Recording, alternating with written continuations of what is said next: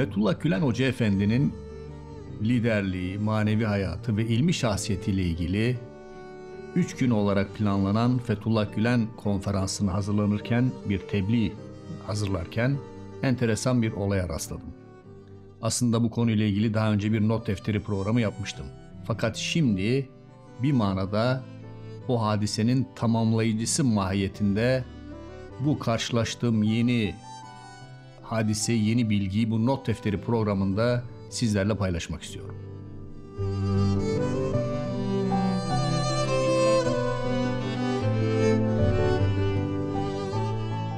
Kıymetli izleyiciler, yeni bir not defteri programına hoş geldiniz. Fethullah Gülen Hoca Efendi hakkında bir konferans planlandı. Yeni bir konferans. 3 gün olarak planlanan bu konferansta Hoca Efendi'nin liderliği, ilmi şahsiyeti ve manevi hayatı gibi önemli konuların ele alınması düşünüldü. Ben de bu konferansta bir tebliğ hazırlarken özellikle 1989-1999 dönemini esas aldım. 1989 Hoca Efendi'nin yeniden vaazlara döndüğü bir zaman dilimidir. Yeniden vaaz kürsüsüne döndü. O zaman biz üniversite talebesiyiz. 99 ise Türkiye'den ayrılmak mecburiyetinde kaldığı yıl. Bu 10 sene gerçekten tam bir laboratuvar gibi. Çok enteresan, çok değişik hadiseler yaşandı ve Hoca Efendi bu hadiselerin her birinde bir tavır, bir duruş ortaya koydu. İşte bunun üzerinde durdum bu tebliğde. Tabii ki bu konferansla ilgili ayrı bir not defteri programı yapacağım. Fakat esas bu programda ele almak istediğim başka bir şey var. Bu tebliğ üzerinde çalışırken, hazırlanırken, araştırmalar yaparken ve okumalar yaparken 1986 senesinde Burdur'da yaşanan hadiseyle alakalı yeni bir bilgi öğrenmiş oldum. 1986'da Hoca Efendi malum 12 Eylül 1980'den sonra 6 yıl boyunca bir aranma dönemi var. 86 senesinde Türkiye artık sivil demokrasiye geçmiş, Turgut Özal başbakan ama hala ihtilal döneminin bazı zihniyetleri bir yönüyle devam ediyor ve 86'da Hoca Efendi Antalya'dan bir seyahat dönüşü Burdur'da gözaltına alınmıştı. Bir gün Burdur Emniyetinde kalıp ertesi gün İzmir'e sevk etmişlerdi ve oradan serbest kalmıştı. İşte Burdur Emniyetinde yaşananlar, Hoca Efendi'nin orada muhatap olduğu sorular ve verdiği cevaplar hakikaten ne kadar enteresan, hatırlarsanız ya hoca bize söyle Allah aşkına senin amacın nedir? O konuyla ilgili bir not defteri programı yapmıştım. Raindrops'ın arşivlerine girerseniz o programı bulabilirsiniz. İşte bunun devamı olarak yine dediğim gibi Fethullah Gülen Konferansı'nın tebliği üzerinde çalışırken, okumalar yaparken Burdur'daki hadiseyle ilgili yeni bir bilgiyle karşılaştım. Ahmet Kurucan Hatırdan Satıra isimli eserinde yer veriyor bu bilgiye. Ahmet Kurucan o dönemde Fethullah Gülen Hoca Efendi'nin ilk defa 85'te ders halkası kurulmuş. Hoca Efendi ilahiyat talebelerine ders vermeye başlamış. Biz buna Hoca Efendi'nin ders halkası diyoruz. Ahmet Kurucan o ders halkasına ilk katılan 2 kişiden birisi. Almanya'daki Cuma Hoca ile beraber. Ve tabi Burdur'da Hoca Efendi gözaltına alındı da o hadiseyi de yakından takip etmiş. Hatta o gece Burdur'a gidenlerden Ahmet Kurucan. Şimdi diyor ki Ahmet Kurucan, ben dediğim gibi daha evvelki not defteri programında o hadisenin bir bölümünü anlatmıştım. Sorulardan bir tanesi, ya hoca Allah aşkına bize söyle amacın nedir? Hoca Efendi hatırlarsanız ne demişti? Amacım bir evliliği sağlamak. Nedir o evlilik? Kalp ve kafa evliliği. Malum onunla ilgili bütün detayları o programda anlatmıştım. Şimdi burada Ahmet Kurucan'ın anlattığı hadise şu. Yine sorulardan bir tanesi. Burdur'da Hoca Efendi'ye sorulan. Daha doğrusu Hoca Efendi önce neden aranmasına rağmen neden gelip teslim olmadığını anlatıyor. Diyor ki sorulardan birisi neden kaçtın? Evet, neden kaçtın? Şimdi Hoca Efendi cevap veriyor. Diyor ki bir kere arandığıma hiç inanmadım. Kaç kişiye de sordurdum. İkincisi benim bulunduğum yere birkaç defa baskın yaptı polisler. Bu baskınların hepsi de benim oradan ayrılmamın hemen akabinde gerçekleşti. Yani ben ayrılmışım, polisler gelmiş. Hakikaten İstanbul'da ve zannedersem bir de İzmir'de oluyor. Böyle olunca ben Allah benim yakalanmamı istemiyor diye bunu bir mana çıkarttım bundan ve hayatıma devam ettim. Şimdi Hoca Efendi bunu anlatıyor.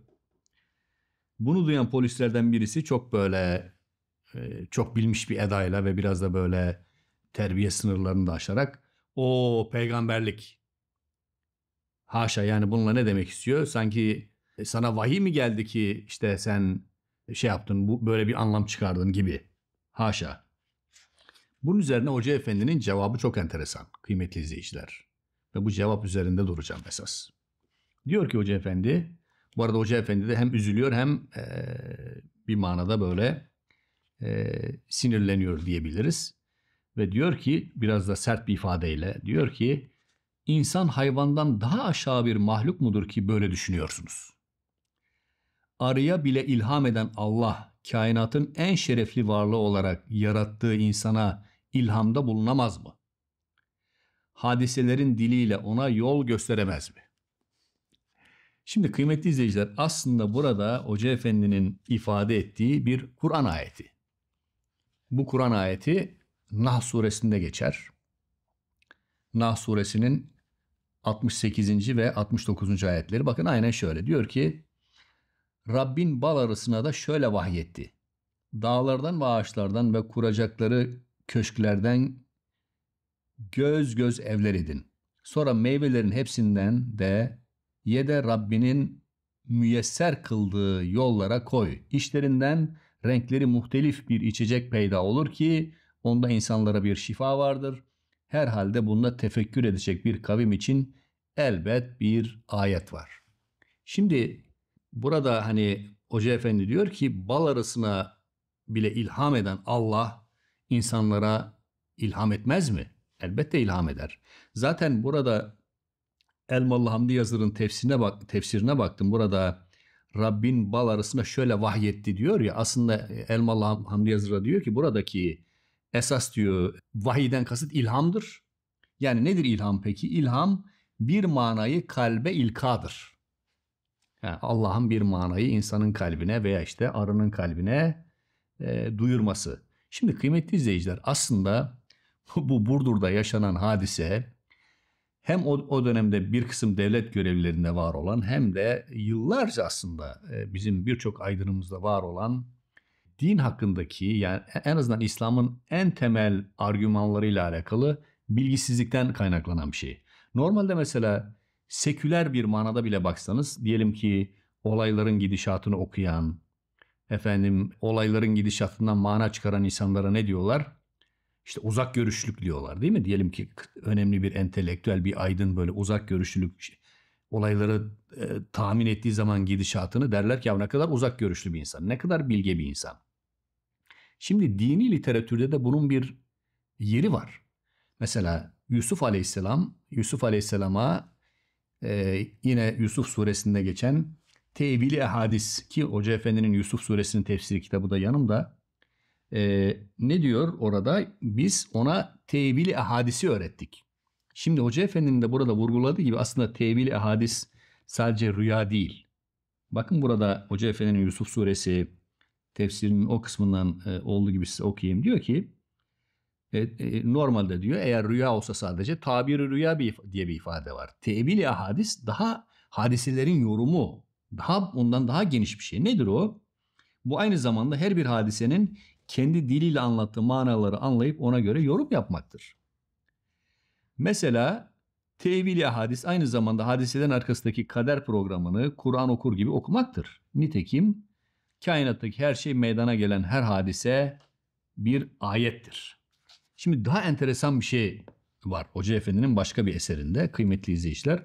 Kur'an'dan idrake yansıyanlarda bu meselenin çok daha enteresan bir boyutu üzerinde duruyor. Yani nasıl ki mesela arı o donanımda yaratılmış. Yani arıya ilham edilmiş. Arı o bal yapma, o peteği yapma donanımıyla yaratılmış. Aynı şekilde insana da başka bir donanım verilmiş.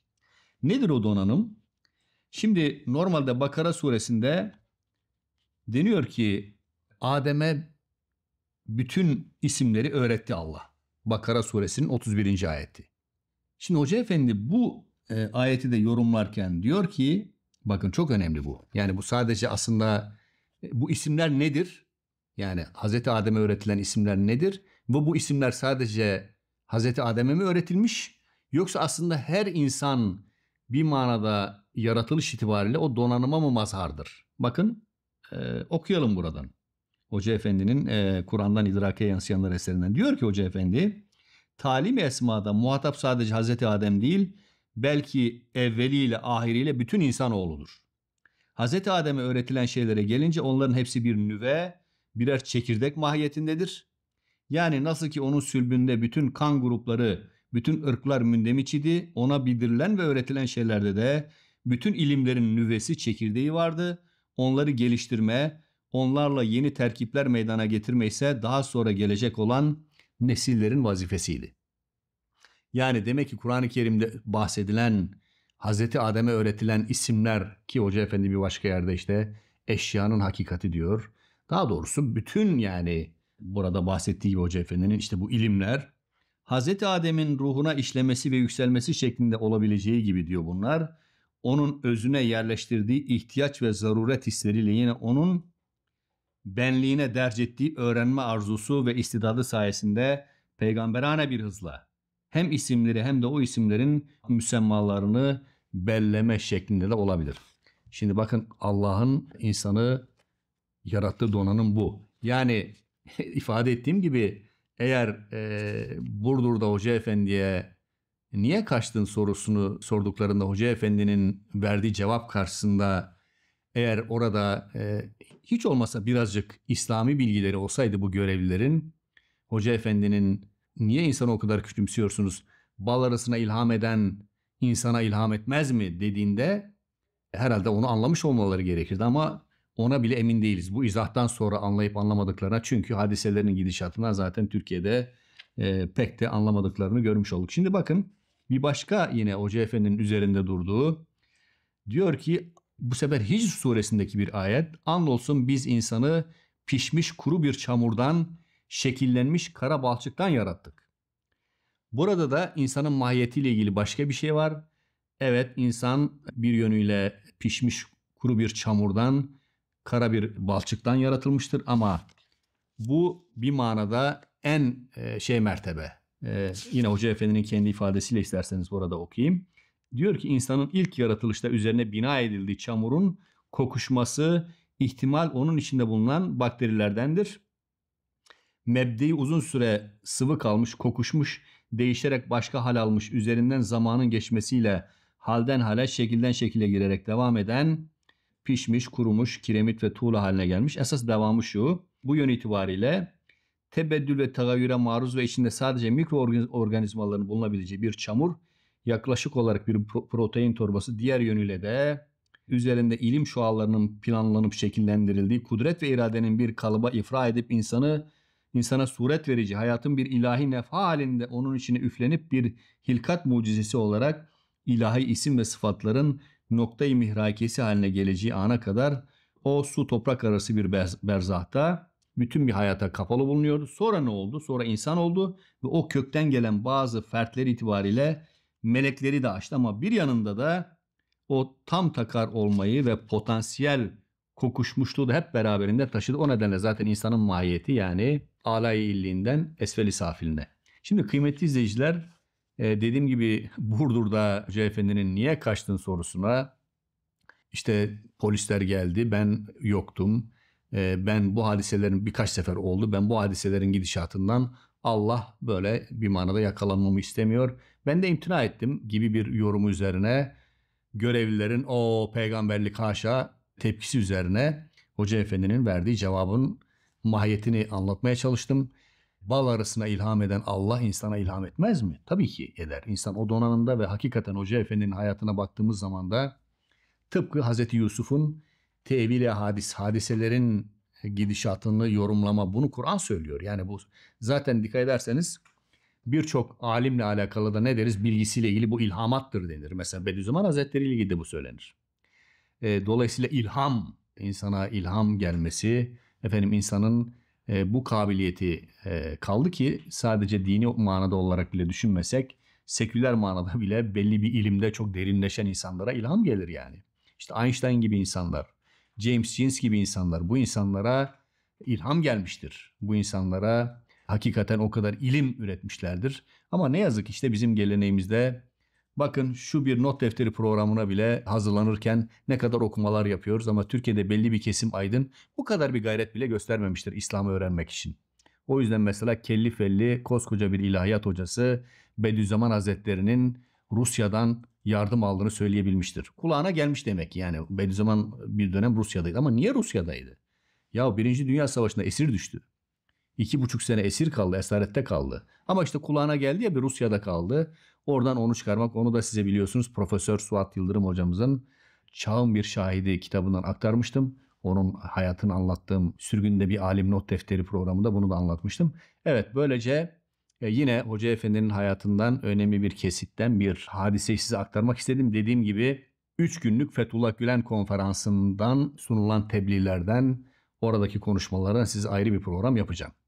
Evet böylece bir not defteri programının daha sonuna geldik. Yeni bir not defteri programında tekrar buluşmak dileğiyle diyeceğim. Yeni bir kitap tanıtma gereği duymuyorum. Bu vesileyle tekrar size bugün 2 alıntı yaptım. Daha evvel tanıtmıştım ama yine de böyle size bir göstereyim. Kur'an'dan idraka yansıyanlar Hoca Efendi'nin Kur'an seti eserlerinden. Bu eseri de inşallah temin edip okursanız, okuyanlar zaten okumuştur ama okumayanlar temin edip okurlarsa güzel olur. Evet. Yeni bir not defteri programında tekrar buluşmak dileğiyle hoşça kalın.